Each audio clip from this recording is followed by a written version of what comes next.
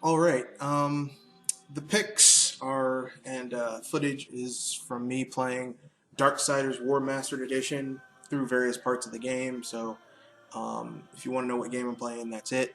Without much ado, let's get into it. So, this is me basically making. I'm going to read this article and then I'm going to tell you why the author's full of shit. When Nintendo launched the Wii U, the title of the article is Nintendo is already repeating the Wii U's mistakes with the Switch. 2 weeks from launch and I still have so many questions. Here it is. When Nintendo launched the Wii U in 2012, there were a lot of promises about what the platform meant. Now, less than 5 years later, the Wii U is an unmitigated failure, not just commercially but creatively. And Nintendo is going to take another crack at a tablet-based home console platform with the Nintendo Switch. And while Nintendo has a lot of explaining to do in general, there is no better litmus test for Nintendo's future success than how well it handles the console's online functionality. It's not going so great so far. Nintendo held a Wii U reveal event in New York City in September 2012. Some 17 months after revealing the project and just 2 months before its release. And despite the years of inadequate online support for the Wii, Nintendo came equipped to the 2012 event with not a lot of detail on the Wii U's online capabilities. While there were many things missing from Nintendo's showing yesterday, I wrote at the time, there is one omission whose absence stands in stark contrast to the rest of the industry, and even to Nintendo's own messaging today, and that is an obvious place to start, an online service. So, history has a way of repeating itself. It's been 703 days since Nintendo revealed plans to succeed the flagging Wii U with a new console, the Nintendo Switch, then codenamed the NX. Wow, this guy claims he's a journalist.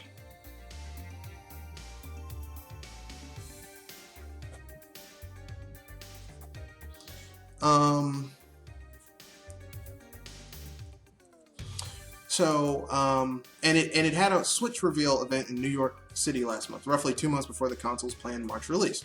Nearly everything I detailed that was absent from the Wii U reveal event is absent now, with just 14 days to go with the Switch before the Switch is in customers' homes. We didn't see the console's menu system. We have no idea if the much-hated friend codes system will make a return. In the absence of any kind of unifying account with Nintendo, we don't know if future digital purchases will be tied to that profile or to the hardware, as it is currently.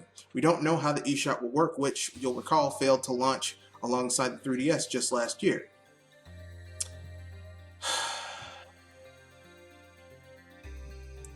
We do have some clarity into the account system.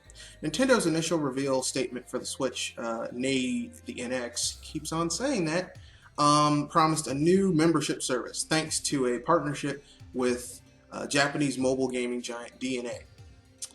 Nintendo, together with DeNA, will jointly develop a new membership service which encompasses the existing 3DS and Wii U systems,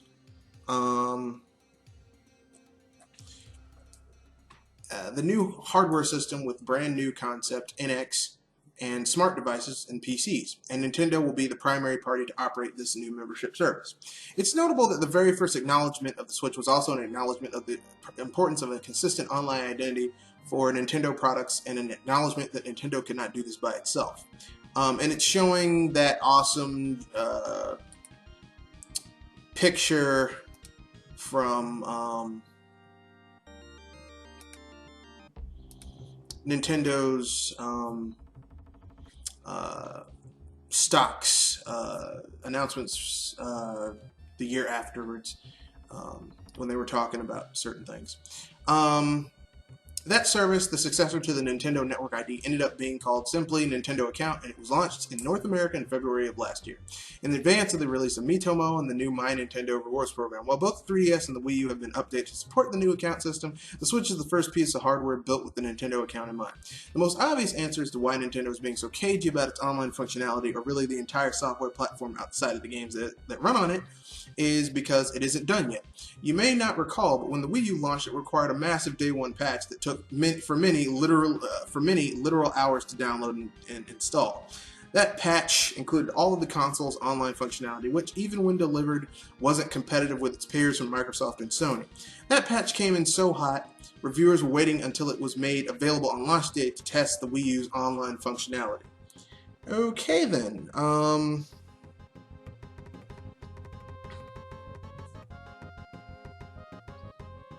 whew, that's going to be a fun one.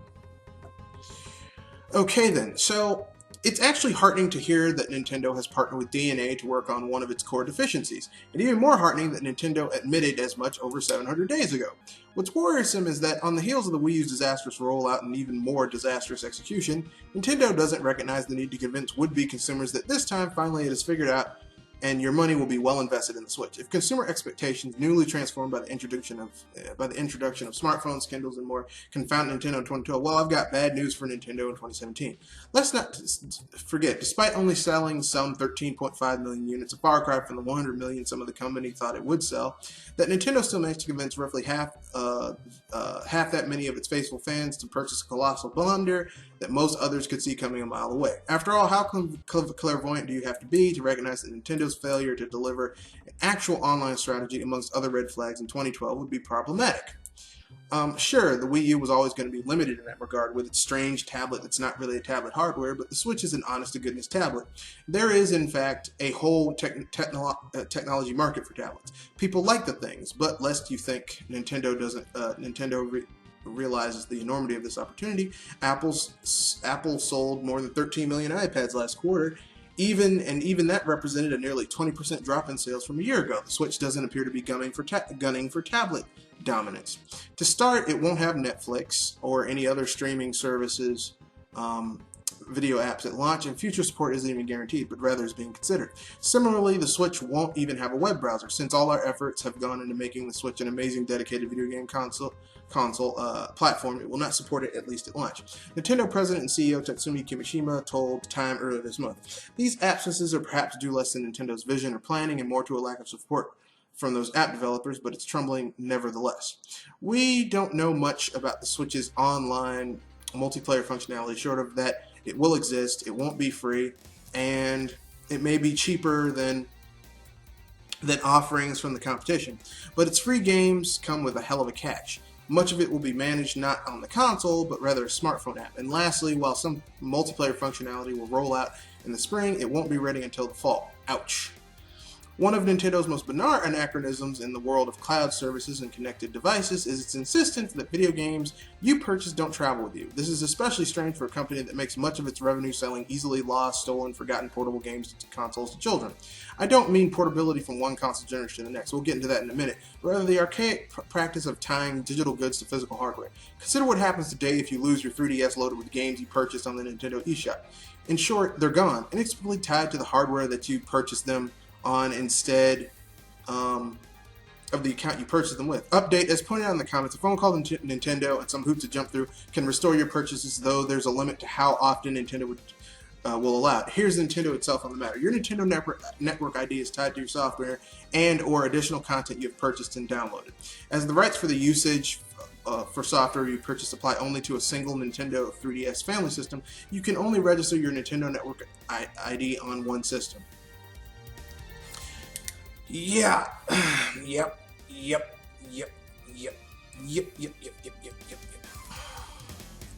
Okay then, so your reward for purchasing software directly from Nintendo, cutting out the retail middleman and saving on packaging and shipping costs, is a comically fragile software library obliterated in an absent-minded instant and restored via a manual and largely opaque process. My great aunt was born in 1928 when technological innovations included the invention of the iron lung and sound and Steamboat Willie, but even she understands that if something happens to her iPad, it's portable, shit happens, her purchases remain hers. Nintendo's policy isn't just inexplicable, it's consumer hostile, and I have no idea if the Switch, another portable Nintendo system, will remedy it. A blurry piece of the fine print spotted and surreptitiously captured early unboxing, thanks Leaky Retail Channel, indicates the Switch is finally correcting this massive embarrassing issue, but Nintendo hasn't confirmed it. Again, the Switch comes out in 14 days. And about portability from one generation to the next, will your existing Wii U eShop and Virtual Console purchases work on the Switch? Or will you have to repurchase them as you did from the Wii to the Wii U? Imagine needing to repurchase new copies of a book that when you purchase a new Kindle model. This isn't far off. Nintendo has always been precious about its vast library of classic games, but asking people to purchase and repurchase access to the same games across new generations of hardware is increasingly at odds with what customers expect to their purchases. To contrast, once the Xbox One became compatible with select Xbox 360 games, users found those games that purchased digitally magically appear in their console libraries. During the Switch reveal, Nintendo showed off the console user interface for exactly 3 seconds. Here it is. It's a GIF or whatever. The briefest glimpses, coupled with a reticence to discuss the system's functionality beyond it plays games, further coupled with the company's troubled history with building meaningful online systems, does not fill one with hope that Nintendo has overcome this hurdle with 2 weeks on the clock.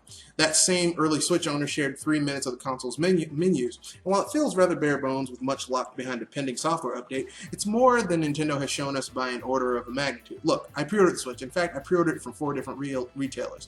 Such is my confidence that Nintendo is capable of proper predicting and in turn satisfying retail demand. I'd love very much to be proven wrong here. Maybe in some corporate boardroom in Kyoto, a group of very smart people deciding what is a wise strategy in italics to continue to leave would-be purchasers of this new hardware in the dark regarding one of the company's most visible and acknowledged weaknesses. Maybe it's just people like me, the cynical press, who want to see only the worst in absences like this. Nintendo's unwillingness to be transparent about the realities of its products, but I'm honestly having a hard time seeing anything else. The absence of clarity on myriad facets of the Nintendo Switch platform, and notably the online components, is overwhelming. It's deafening. The awkward missteps taken in avoiding it have me legitimately worried about the company's judgment. A robust online strategy was one thing Nintendo had to come clean with to convince me it understood its current failure, because this entire situation is familiar. We've seen it before. And if Nintendo doesn't have it, we've been here before. And if Nintendo doesn't have its platform figured out this time, it may find itself repeating a history it would rather forget. Woo! Okay then. Okay, we'll get into what this means after the cut.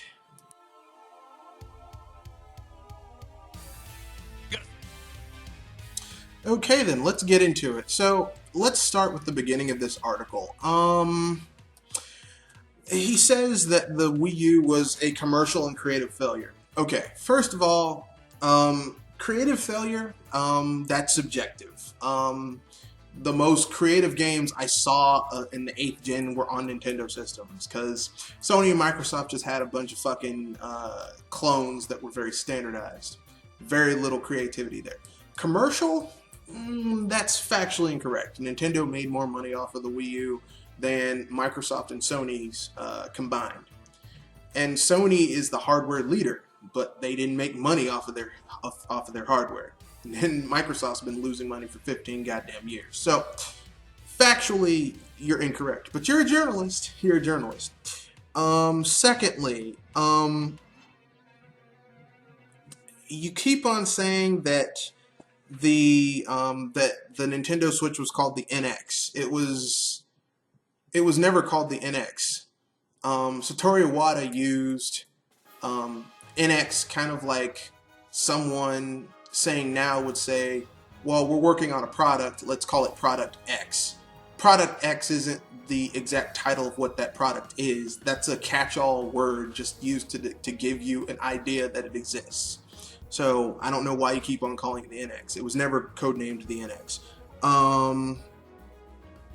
But you're a journalist. Not really.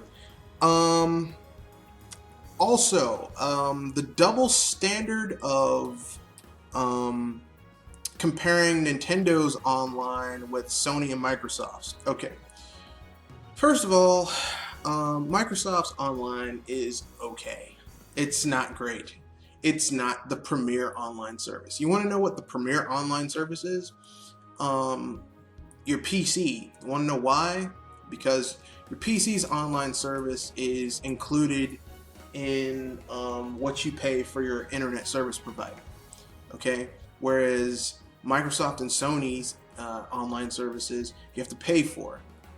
And they're fucking expensive. Sony's online service is garbage because it's constantly down or being hacked. And like I said, Microsoft's is, Nothing really special. Nintendo's service for the Wii U was very bare bones, and you're absolutely correct. It was excruciatingly bare bones, but it was free, and you didn't have to worry about your shit getting hacked. Secondly, friend codes has not been a thing since the 3DS. Also, products have been tied to your Nintendo account for a while now. For like, I want to say the last 18 months, since My Nintendo launched, really. The new My Nintendo. The reason why I know this is because, like, I can go on My Nintendo and look at all the games I've downloaded. And if my system were to be stolen or damaged beyond repair, and I called the Nintendo number and said my system was damaged and destroyed, can I get my account transferred? They can do it manually, and that's not jumping through hoops. And I mean, I did the same. I mean, when I upgraded my my PS3 from a 60 gig to a 250 gig hard drive version, I had to re-download all my shit, and it was about as headache inducing from there to there. The only difference is that I didn't have to call anyone. The day one patch thing. You do realize that the Xbox One and the PS4 had day one patches too, right? Seems a little bit odd to me that we can't acknowledge that there were day one patches there as well. So Nintendo doesn't have an online strategy. Okay, they have a picture right here that I'll show at the end that tells you what you need to know about their online strategy. It's like a bullet point presentation. This only illustrates just how fucking stupid some people are and how much bullshit people like to spin around. This is a clickbaity article. I will put a link in the description. You can go watch it for yourself and see bad journalism in action. For this and more awesome BS busting things, stay tuned. Every week I drop a few videos, and every Saturday at 7 to 8 for an hour and a half to 2 hours, bullshit busting goes on. 7 p.m. or 8 p.m. This Saturday it'll be at 8 p.m. to 9:30. Stay tuned. Sorry. So basically, like I said, stay tuned, and we've got some good stuff coming up. This Saturday's BS Busters will be about the Nintendo curse and how it seems to just get into the ass of anyone who tries to fuck with this company. Don't know why, just happens. So enjoy.